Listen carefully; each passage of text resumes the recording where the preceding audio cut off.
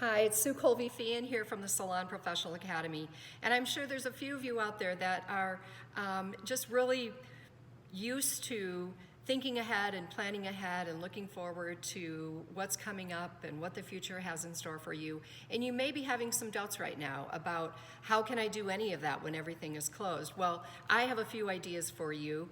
We are going to be hosting a virtual open house where we would love to invite you in so that you can learn more about the beauty and wellness industry and learn more about the growth opportunities and the profession and the programs that we offer. I think having a plan and beginning to move forward one step at a time is going to make it easier. And since you can't come to us to visit us here at the Academy, we want to invite you into our virtual open house.